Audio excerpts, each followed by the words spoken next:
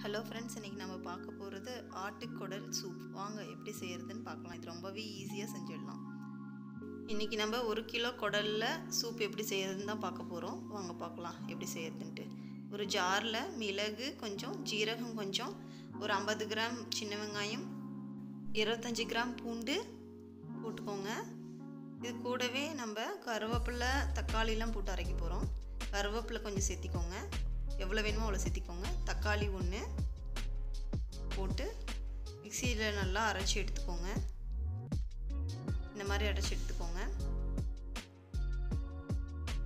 1 kilo குடலை clean பண்ணி எடுத்து வச்சுருக்கோம். க்ளீன் பண்ண குடலை குக்கரில் போட்டுக்கோங்க.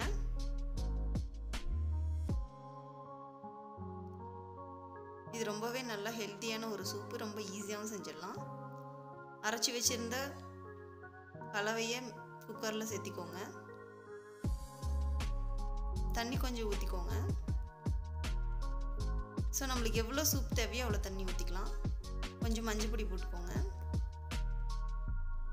உப்பு, பச்சை மிளகாய் முழுசாக போட்டுக்கோங்க. நம்மளுக்கு எவ்வளோ தண்ணி தேவையோ அவ்வளோ ஊற்றிக்கலாம். சூப்பு நிறைய வேணும்னு நிறைய தண்ணி ஊற்றிக்கலாம். குக்கரில் விசில் போட்டுக்கோங்க. ஒரு 3 விசில் 4 விசில் அப்படி விட்டுக்கோங்க. கொஞ்சம் நேரம் கழித்து விசில் எடுத்துட்டு ஓப்பன் பண்ணி பாருங்கள். Soup ready. பாருங்கள் எவ்வளோ அருமையாக வந்திருக்கு. இதை டம்ளரில் கொஞ்சமாக ஊற்றிக்கோங்க. கொத்தமல்லி தலையை கொஞ்சம் பொடி பொடியாக நறுக்கிக்கோங்க. பார்க்குறதுக்கு அழகாக இருக்கும். கொத்தமல்லி தலையை சூப் மேலே போட்டுக்கோங்க. மிளகு வேணும்னா போட்டுக்கோங்க, காரம் வேணும்னா. சூப் ரெடிங்க. பாய்.